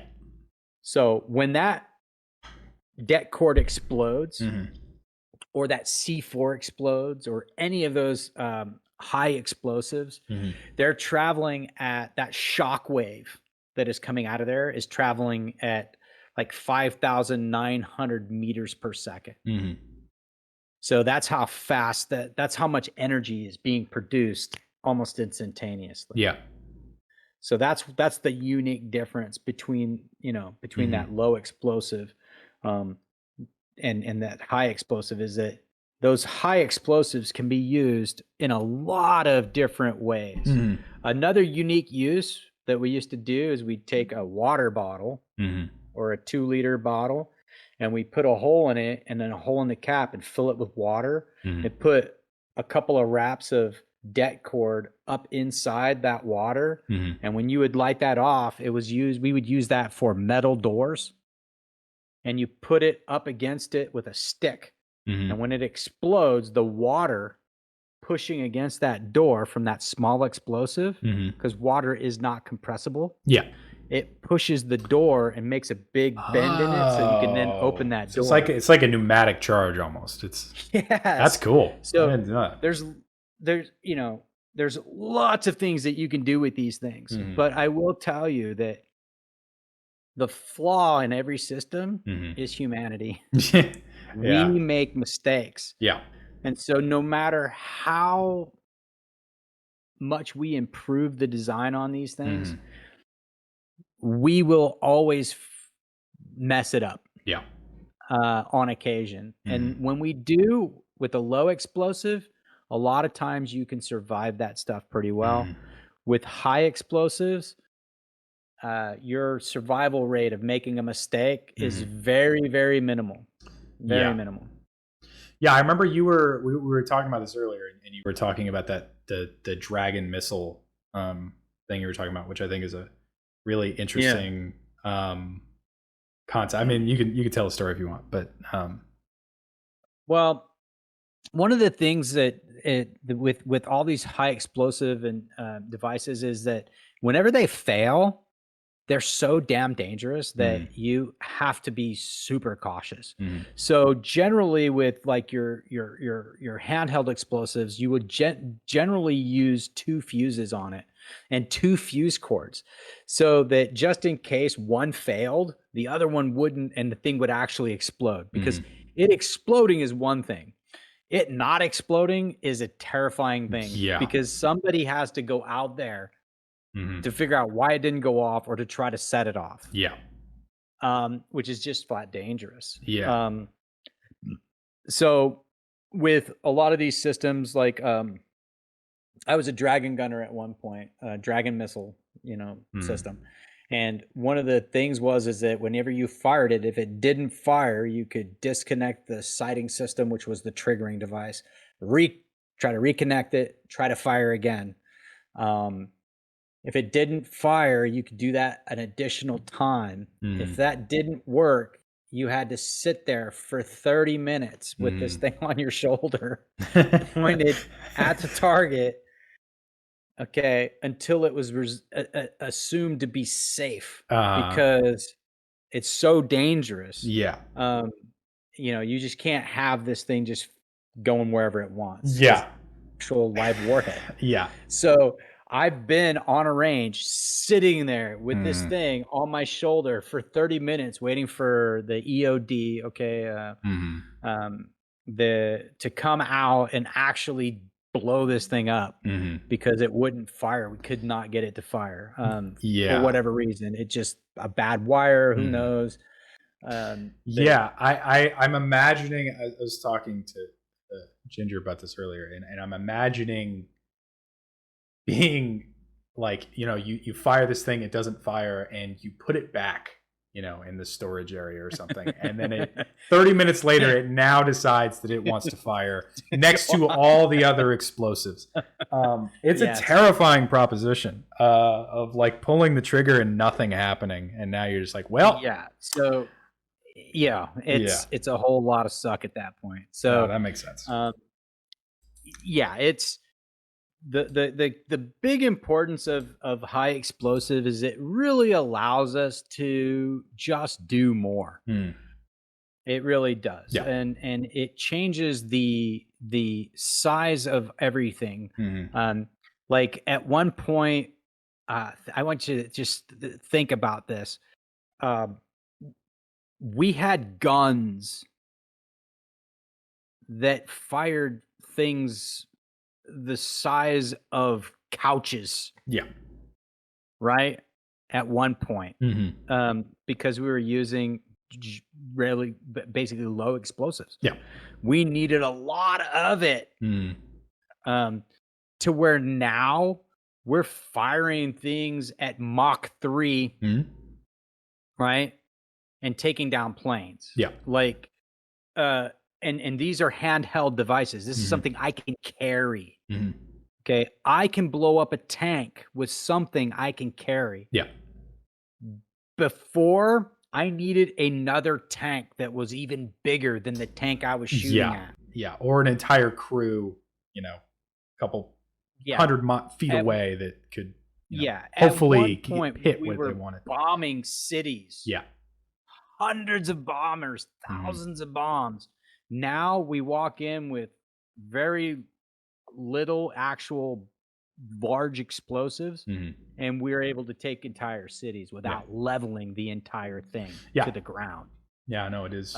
So we've had so many advancements in this, and it's just paramount. But it all got its start way back when with a very unstable compound. Exactly. Called nitroglycerin. Exactly. And still used today pretty heavily. But obviously there is a lot of different ways to manufacture. But cool. I think that's I don't want to go too long on that one. So no, I think we're good. So you're next. Okay, so the next one was the Atlatl, is that correct? I think we were doing the internet and social media. Internet, social media. Yes. Sorry about that. No, you're... Okay, so everyone that is using this understands what the internet is and what social media is. I would hope so. I don't need to explain any of that. But the reason that I specifically wanted this on the list is not because of the invention itself, but the effect the invention has on warfare. And right now, information is able to be transferred instantaneously all around the world. So a perfect example of that is I live in Tucson, and we are able to fly drones in a combat zone, and the pilots are literally in Tucson. Okay, they're able to not just fly the drones and observe all the things that the drone is seeing, but they're actually able to engage targets globally. All right, meaning that instead of like Germany launching V2s into England, right, not knowing where it's really going to land or whether it's really going to get there. Okay, we have eyes on literal live engagements from another continent. So that's really the importance of the internet. The Mhm. internet gave us the ability to send data and information in a way that we've never been able to before. Mhm. The other thing that the internet does is it gives us the ability to uh, communicate, um, not just military things, but our personal things. Mhm. So a lot of things go out on the internet that should not go out on the internet. Yeah. And that's the truth. Um, the days of secrecy are almost gone. Mhm. Everyone knows your business now. Yeah. And that is also true for the military. Mhm. We are constantly having a problem with it. Mhm. People being notified of casualties and things like that Mhm. before the families are being notified. Mhm. And so, in my experience, the moment something would happen, the military immediately shuts down the internet. Mhm. It's the first thing they do. They shut the internet down. Why? Because they don't want information getting out that isn't Controlled real and information. specified. Yeah. And they also don't want information going to someone that isn't prepared for that Mhm. information Yeah. either. And so the this level of secrecy has definitely deteriorated. Mhm. Now, social media is another problem because a lot of soldiers are getting involved in relationships and things with people they've never met. Mhm. And when I say relationships, I'm not even saying like, boyfriend, Romantic. girlfriend. I Yeah. mean, I'm not even talking about that. I'm talking about people that are that are these chats or in these groups. Yeah. And they're talking to people they don't know and they've never met. Mhm. They're sending videos, Mhm. okay, that they're not authorized to send. So it's a huge asset, Mhm. but it's also a huge problem. Yeah. Um, and it gives us a lot of capabilities, Mhm. but it sets us back in certain aspects. Yeah. Um, Yeah, I know there's especially because there's a lot of things like I work in the tech industry and there's a lot of parts about technology that I think are really difficult for people to understand because there's a lot of duality with it. And obviously this would apply to the military as well as just people in real life, but there's this constant struggle of the benefits, the massive benefits that come with having access to the internet and having access to information and letting other things have access to your information. So like you get advantages, if you want to, I don't know, have your, you know, partner notified when you arrive home or something to know you're safe or whatever it may be. There is a whole bunch of advantages to that, but for that to work, I have to know where you are at all times. And that has to be yeah. logged somewhere in a database. It literally cannot operate any other way. And if that information is used in any other way, it becomes a really difficult thing. People don't realize that photos, when they're posted on Facebook, take your geolocation because Yep. that's a feature people really like. But if I'm a soldier and I have now taken a picture of my geolocate, I've taken a picture, I've posted it. I have now said, hey, here's where my house is. I've already told you probably who my family members are, how many Mhm. people are in the house. And if enough people are doing that, I now have an exact layout and data and metrics on who you are, who you care about, where you live, things like that. And your routine, where Yeah. you're going. Yeah. Like if you're on a long enough, it tracks absolutely what your daily routine is. Mm-hmm. So I don't need to necessarily know where the chow hall is. I Mm-hmm. just need to know what time it is. Mm-hmm. Because you sent something from a chow hall, I now know where the chow hall is, right? Mm-hmm. And I just got to launch something at lunchtime. Yeah. So it's it is a problem. Mm. But the other thing that we get with the internet is the ability to have a vast amount of information Yeah. that, uh, picture the largest library ever, and it stores less than a quarter of what the internet has as far as access to data. It's just an astronomical amount. Yeah. So a lot of times, a lot of problems are solved by going to the internet and asking a question, right? Yeah. We shop through the internet. We do all these things through the internet, and so it's improved the quality of life in a war zone. But it has to be managed very, very well. Yeah. Perfect example. I had a person that it was their spouse's birthday. It was their spouse's birthday. So he had a mission that morning, went out flying, got shot, came back, got patched up, went, called his wife, wished her happy birthday. Did not tell her that he was shot because it was her birthday. Now, was he shot? Yes. Was he like grievously wounded? No. He was shot. It was through and through. He was, for all intents and purposes, he was A-okay, right? He literally was at the pool, and I get a radio message that says, "Hey, you need to go get this person.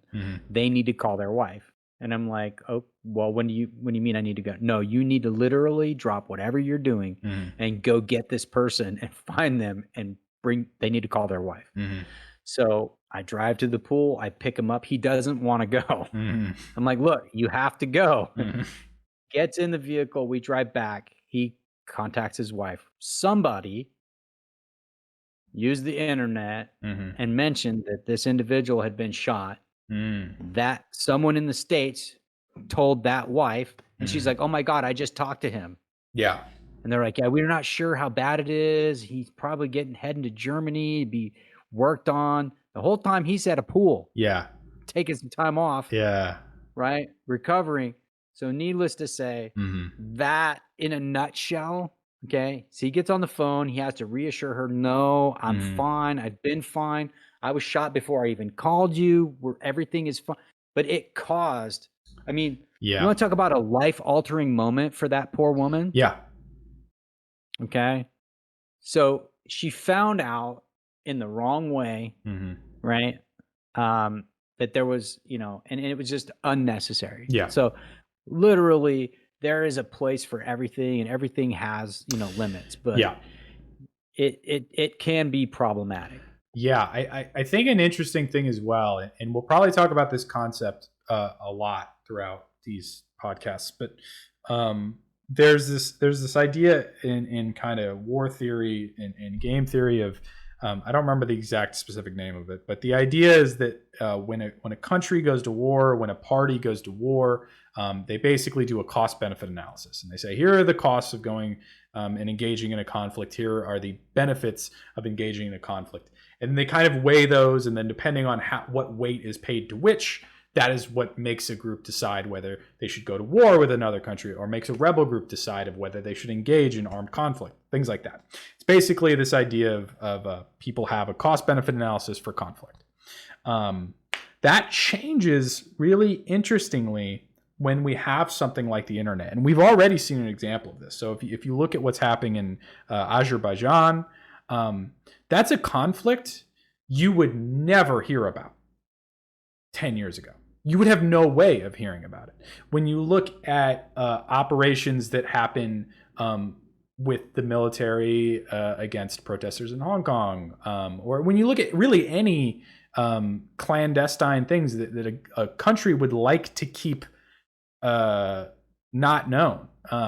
Countries would very much like to not publicize that they're actively engaging in terrorist with terrorist organizations within their own borders. It destabilizes your own people's view of you. It makes other countries feel like you're destabilizing. It causes a lot of issues. The internet eliminates that ability. It really changes the way you have to engage in that kind of cost-benefit analysis, because now if you attack this village, or if you attack this country or whatever, everyone's going to hear about it. Anyone who has a cell phone in that region is able to record it. Right now, you can go and see videos of the Iraq War taken from iPhones. Yes. It changes the optics of warfare in a way that kind of existed before, because like, with Vietnam, you could see war on TV and stuff, but never to the point where just any person for a very small amount of money can now fully document the engagements of a military force or of a terrorist organization or of a rebel group, whatever it may be. It's really changed how optics work, I think, which is kind of an interesting idea. Yeah, very true. It's changed absolutely everything. Yeah, it really has. Cool. Anything else with that before we move on? No, Cool. I think that's it. But it is a very unique thing that's fairly new. Mhm. Let's put it that way in warfare. Yeah. So that's why I thought it was important. No, I agree. I think it's a big one. Cool. So mine is kind of a more conceptual one, because there's a lot of offshoots that come from it. But I wanted to talk a little bit about the little known spear throwing device called the atlatl. That is spelt ATL, just in case you need to spell it for some reason.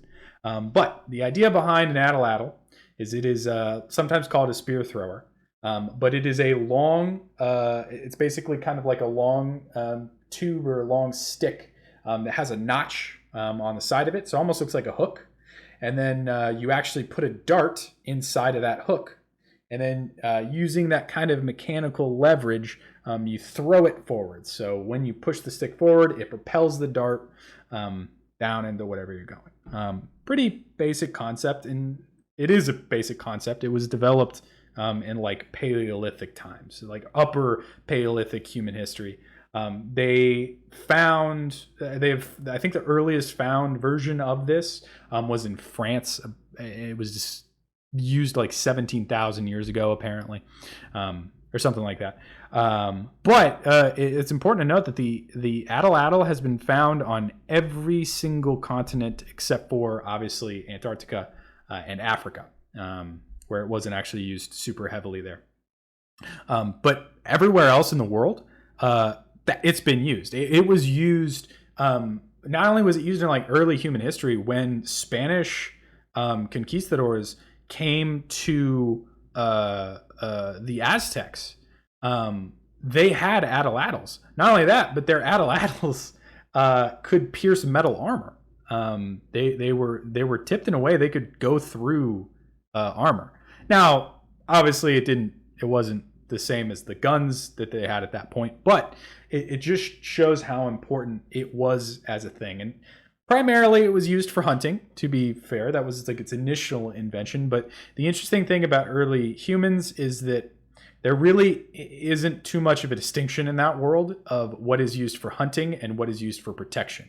It's basically, if this is a thing that can do damage to something, this is now a weapon that can be used on an animal for hunting or for defense against other tribes, for attack against other tribes that I might need something from.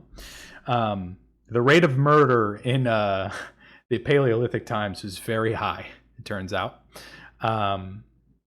But while it's an important invention, I think the concept that it holds is more important than the invention itself, which is it is really kind of one of the first examples we can look at of humans using mechanical leverage to exceed their own abilities. So the spear is, we found a lot of early examples of spears. We found a lot of early examples of knives, things like that.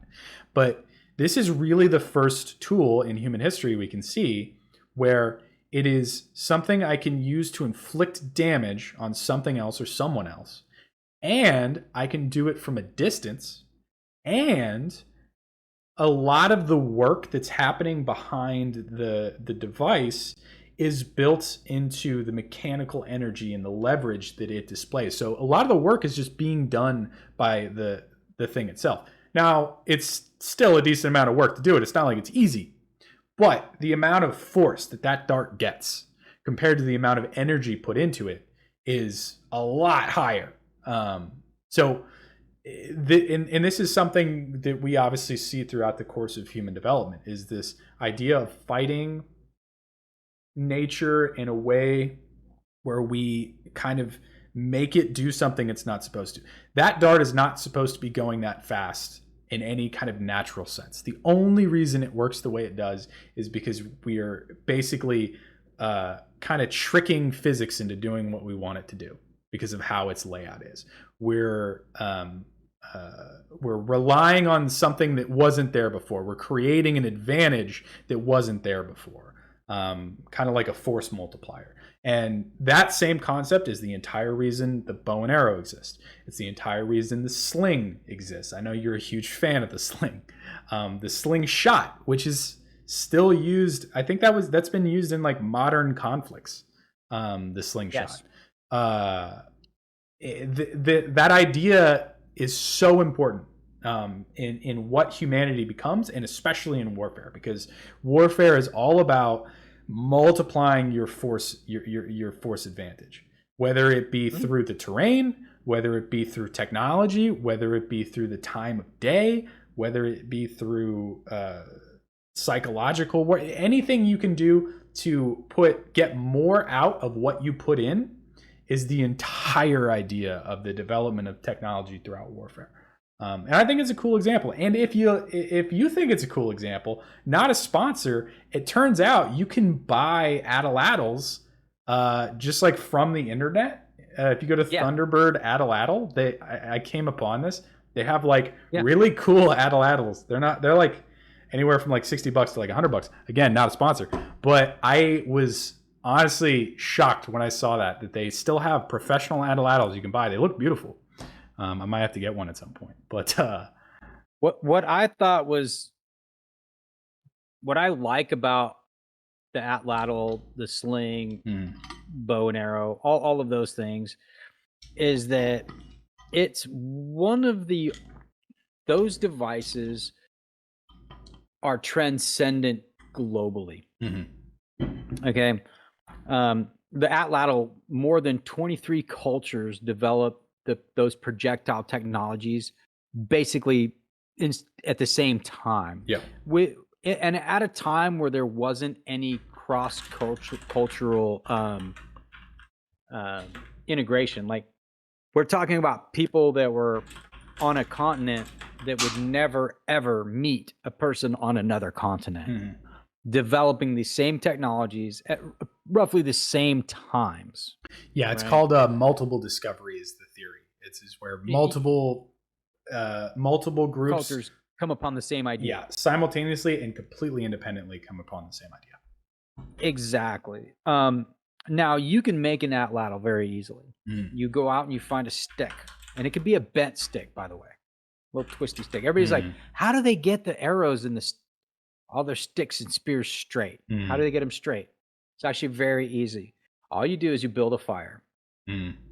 You take it with the bark on, and you put it over the fire, back and forth, and you heat it up. And then that bend that's in that stick, you just flatten it out, and when it cools, it will stay straight. Oh, I didn't know that. Then you peel the bark, right? And you just make it fairly smooth. So that's how you do it. You can do it. So that's why you make a short dart or a very long dart, is by just doing that. And then all you do is you take another stick and you make a little hook in there, right? A hook on the end of it, right? Maybe that long, and that gives you your mechanical advantage, right? The longer your dart, all right, the better. Because the way the atlatl works is actually not the mechanics of you throwing it, okay? For example, a lot of your atlatl darts are basically spear length or javelin length, okay? Or for the Romans, they used pilos, right? But the way that works is you hold it and you throw it. And it has a little bit of flex in it. Yeah. Okay. With the atlatl, you're actually doing something completely different. Because it's up against the back of it and you're pushing it forward, the tip of the atlatl is actually being compressed towards you, Mhm. and you're pushing the back of it towards the nose, Mhm. and it causes it to create a bow. Yeah. And then what happens is when it gets to the end, when it reaches the end, it actually springs Yeah, all that energy. off of. Mhm. So it's actually springing it, not throwing it, that causes the atlatl to get all of that energy. Yeah. The reason that the atlatl was phased out for the bow and arrow is simply the same because of that principle. Because the atlatl pushes all that force into it and creates that spring tension, when it comes out, it goes up and down and up and down, and all that energy gets wasted in flight. Yeah. Where if you take a bow and arrow, it's a smaller dart. When you fire it, it does the same thing, but it straightens out much quicker. Yeah. And all that energy is able to fly farther. Yeah. There's a really interesting YouTube video I actually just watched about it's like a professional archer, and they test basically the bendiness of each arrow, because to be as precise as they are, he needs to know exactly when it leaves what kind of wobble it's gonna have, because that determines where it's gonna land. Yeah, no, definitely. And how far it'll go.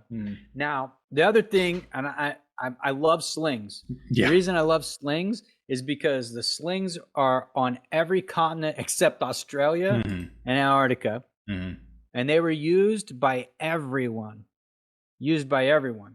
And a lot of them didn't use it for warfare. A lot of them used it as games, literally throwing games, right? A lot of people used them for hunting, but they were so important to certain groups that they were literally there's Roman columns that literally have slingers engraved on those columns. They were that important. And there are points in history where the slinger was able to reach just as far as an archer. They were able to hit targets just as far as their archers. And so the projectile itself seems like it wouldn't do much, but keep in mind that if everybody used a sling for hunting rabbits, it requires minimal resources. Where arrows have to be made and fletched and all these things. Okay. And they were limited. You could pick up a rock, and as long as it's semi-round, you could be semi-accurate. The reason that, these types of weapons were primarily used for hunting and less used for warfare. Because keep in mind that warfare was a toe-to-toe thing. Yeah. So they would start out at a distance, and everybody would be throwing and slinging and doing whatever they could. But within a short period of time, they were toe to toe. Now, a lot of people think, well, they would just fire arrows right into their armies. And while that's great in movies, I don't think that it was practiced very often. Okay. Where you just annihilate your own troops or their troops or whoever happened to be there. Manpower was just as important in the Dark Ages as it is today. Yeah. I do know there is some examples of, especially with the longbow, of like divisions of longbows just actually especially in England, just leveling entire armies basically.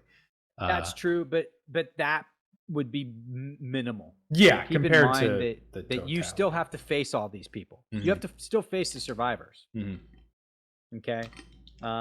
So while there were times, but it not very often. Yeah. Generally, they have to shift to shooting behind, and if they can't reach behind, they have to stop shooting. Yeah. Essentially. Yeah. So, but now you mentioned the conquistadors, and I actually I watched a video because I looked them up as well, and I saw that, and I actually found a video where a guy literally took a breastplate, put it on a dummy, and went to an actual atlatl convention, like where people were doing a competition. Yeah, I've been and on they their were- I've been on their forum actually. They have a Reddit. I was on that the Yeah. other day. And so quite literally, he let everybody fire at will at this dummy with this. Now it's a Conquistador breastplate, so they had a raised ridge along the center Yeah. of that breastplate, and none of them were able to puncture that breastplate. None of them, and they had solid hits. Now they were able to dent it, and then at the end of the video, they were like, "Okay, well, everybody fired at the breastplate. Now this guy isn't wearing a helmet. Let's see if anybody can hit him." And the next one went right through the guy's eye. Like literally the guy first shot right into the guy's eye one time. All right. Now, granted, they may have had several takes. I don't know. But the very next shot was right into the guy's eye. So while it may not have been able to puncture the breastplate, because they used obsidian for their tips, and obsidian is very sharp but very brittle. Against metal, I don't know that none of theirs were able to penetrate that armor. That's what I do know. Oh, okay. I'll have to check my source, but I could have sworn I found something it doesn't from matter. them that had said. But honestly, it doesn't matter, because if you have enough people firing them, while it may not go through the breastplate, all it has to do is hit you in the arm, or hit you in the throat, or hit you in the eye, or hit you in the leg. They were not fully armored from head to toe. True. And so while the atlatl is, it can be used for warfare, the accuracy is tough.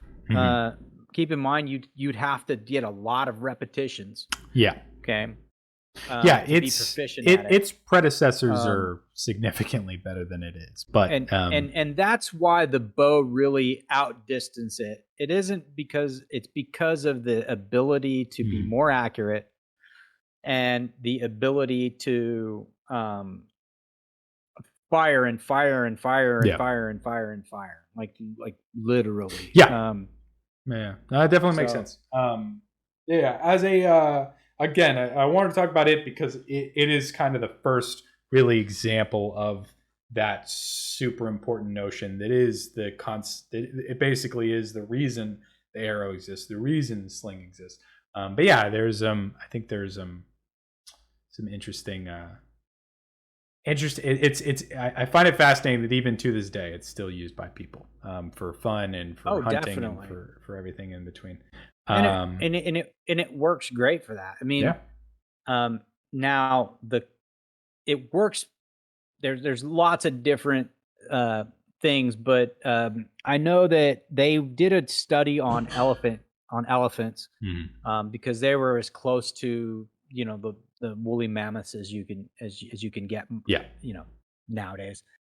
Anyways, they basically took the Clovis tip, which is basically the Clovis tip is what it's kind of the oldest arrowhead that they've kind of that was consistent, right? And it was consistent, like more than one tribe was using this technology, right? The Clovis tip is old. It's an old tip. They used it on an atlatl, on elephants, and they were able to actually get kills on elephants with more than one hunter. Dang. So you would not be able to do that with a lot of your bow and arrows. However, you had to be very close to the elephant. To get that enough penetration. And so what most of them were using were actual spears that they would just shove in the ground. Or they would run them off of cliffs. I mean, they used a lot of different tactics. Yeah, for the large game.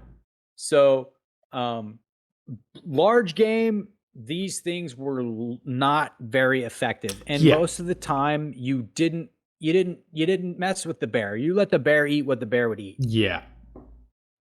There were deer and other animals that you could hunt that were smaller game or medium game, I guess we should say. And then you had small game, which are your rabbits and your cats and your dogs and all of the Beaver, possum. Yeah, no, that makes sense. Well, I think I don't want to miss the other topics, but yeah, I think that's a good one. I think you have your last one, right? Next. Yes, the MRE. So, Yummy. um, so food is essential on the battlefield, and so is water. They go basically hand in hand. Yeah. So, a lot of people, war is waged on the stomach. Yeah, Quite it's literally. what is it? Soldiers fight off on their bellies, I think or armies crawl on their bellies or something. I don't remember there's an expression. Anyways, but yeah, there's so the senior enlisted person in the army, in a unit, there's a couple of them, right? They no longer really lead in battle. Okay. Their primary mission is actually logistics. All right. And there's a saying, beans and bullets. So that first sergeant and that sergeant major's jobs, beans and bullets. Well, why beans and then bullets? Because food is more important than bullets, believe it or not. Yeah. To some extent. You have to have a sustainable energy source for them to be able to move, for them to be able to fight. And that energy source is food. So in history, we would do that by smoking things, right? We would smoke things and preserve them through that process, basically dehydrating them. Yeah. Hardtack, biscuits that wouldn't go bad because they were rocks, essentially. Salt curing, taking something and putting it in salt and then dehydrating it in salt. Yeah. And so those were things that you could give to your military force and that they could sustain over a period of time without it going bad immediately. Now they still had to get fresh things. The problem is that military wipes out all the resources in an area very rapidly. So you would have to constantly be moving. Then they came up with something for medical reasons, called freeze drying.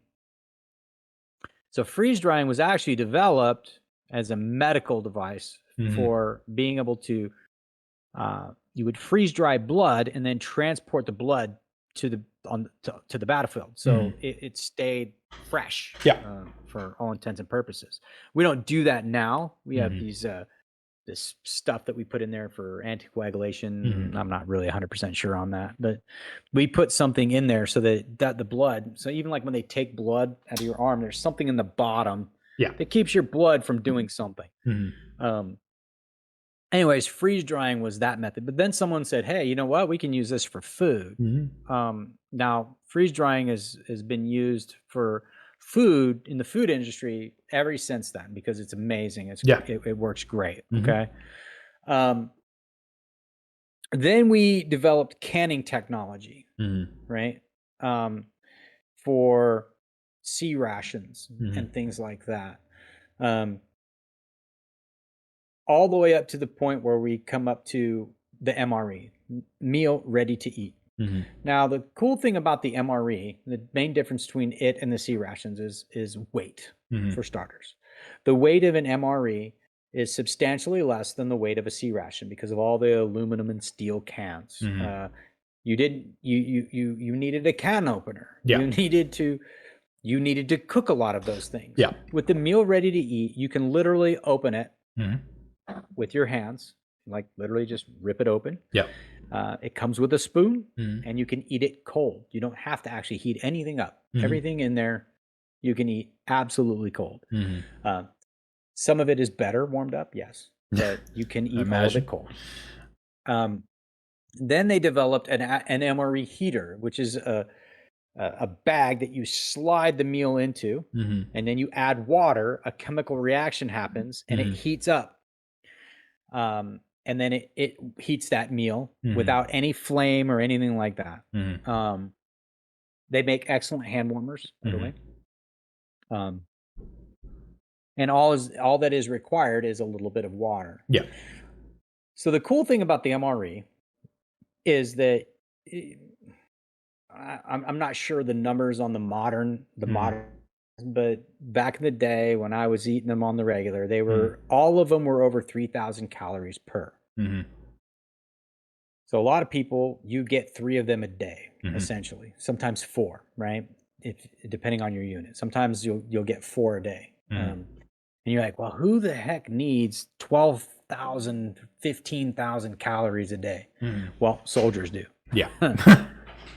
They burn a lot of calories. If you were eating 12,000 calories and you were a sedentary human, Yeah.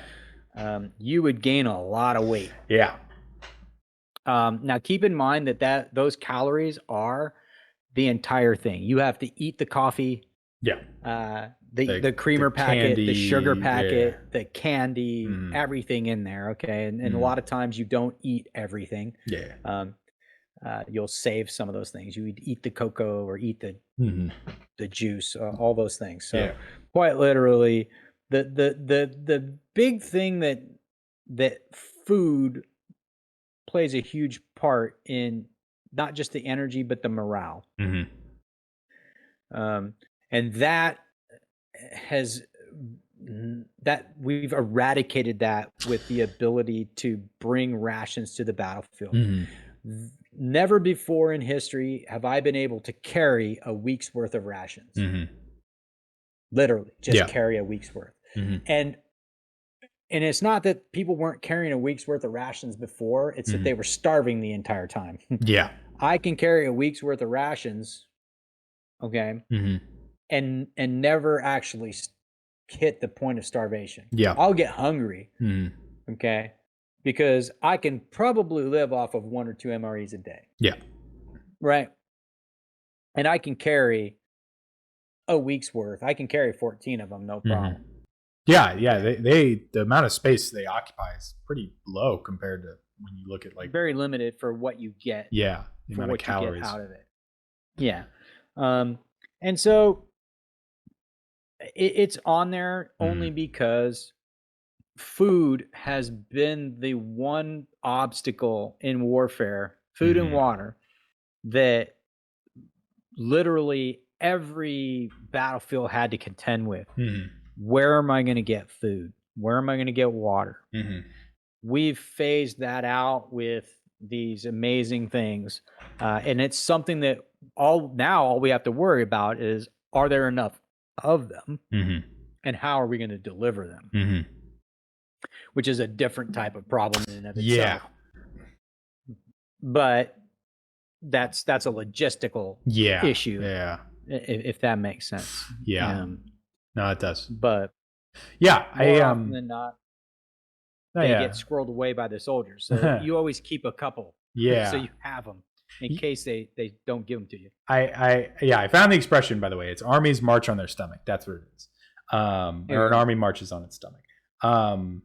I'm curious, what is your, because I've talked to service members before about this, and I think I've gotten different answers, funny enough. What is your favorite and what is your least favorite MRE? Do you have one? My least favorite is all the vegetarian ones. I hear veggie omelet or veggie burger a lot. The gourmet, when they launched the gourmet meals, I literally was like repulsed. They were terrible. I thought they were terrible. Like all the younger guys were like, "Oh, those are amazing," and I'm like, but I will tell you that one of my favorites was it actually didn't taste the best. Was literally the omelet. Oh, really? And the reason that I loved the omelet was because I could literally eat that thing in seconds. And I could eat it. It didn't matter if it was cold or hot. Yeah. Some of them, like are just terrible cold. Yeah. That one, I could eat it cold. I could eat it hot. It didn't matter. Uh-huh. The other one that my second favorite was the ham slice. Uh-huh. The only problem with the ham slice is it really made your pee smell really bad. like you would eat if you ate too many ham slices. Like, I'm not even lying, your pee smelled like ham slice. It was like terrible. That probably is not a great sign for what's in it. I have no idea what's in it. Jeez. But the other reason I like the ham slice is because, once again, I could eat it cold. I could eat it hot. That makes sense. And so, and I always had Tabasco sauce on mine. So I couldn't taste anything other than Tabasco sauce anyways. Sure, that's a fair point. Yeah, that's a good idea. Cool. Well, I don't, so we were going to do vulcanized rubber, but we are at 2 hours and 20 minutes. And I think that's probably a good point to call it. But I think we had some interesting topics to this. Any closing thoughts you had, or anything you want to say before we sign off? Well, no, I mean, I think that I think we covered some things that people probably don't think about all too often. There are a lot of inventions. Let's put it this way: the myriad of inventions that have been created for the military is longer than I can even probably imagine. Yeah.